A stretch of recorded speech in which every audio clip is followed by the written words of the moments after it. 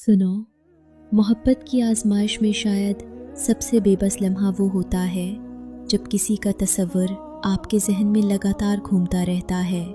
आप काम में हों, आराम में हों, इबादत में हों या फिर तन्हाई में, वो ख्याल जैसे आपके दिमाग का एक हिस्सा बन जाता है जो हटने का नाम ही नहीं लेता। लेकिन याद रखो, इस्लाम में कोई बात यूं ही नहीं होती। हर एहसास, हर कैफियत के पीछे एक राज होता है।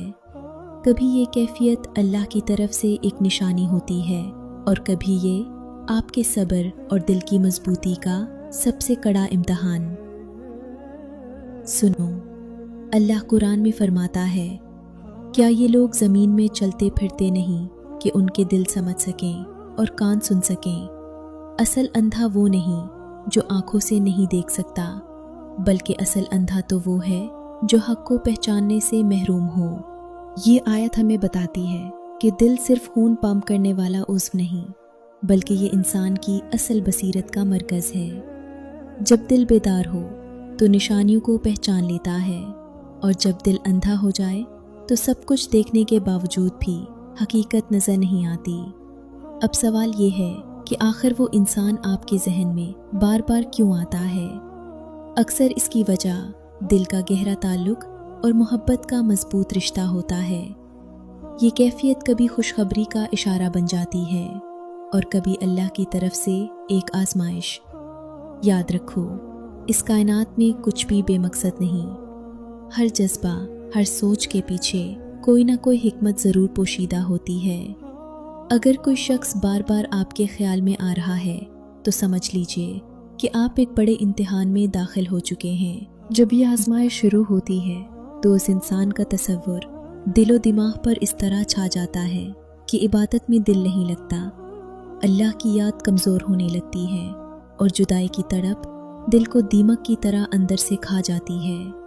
लेकिन याद रखो, हर इंसान इस इम्तिहान में एक सा रद्द अमल नहीं देता। कुछ लोग इस कैफियत में आकर अल्लाह से दूर हो जाते हैं और कुछ लोग इसी को एक मौका बनाकर पहले से भी ज़्यादा अल्लाह के करीब हो जाते हैं।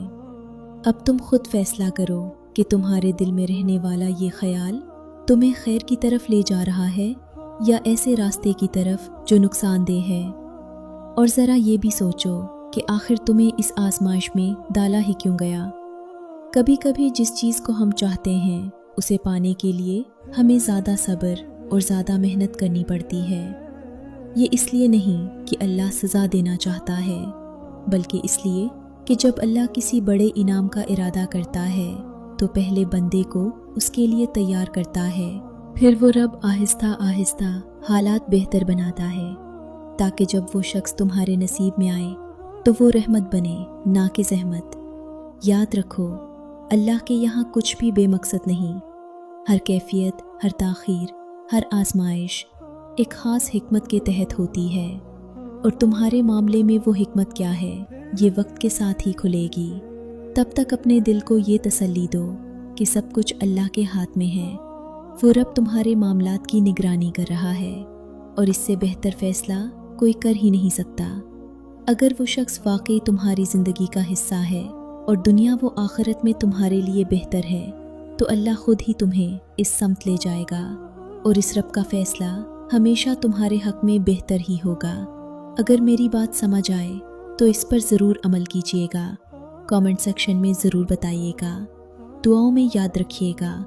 और हाँ, अल्लाह आपसे बहुत मोहब्बत करता है।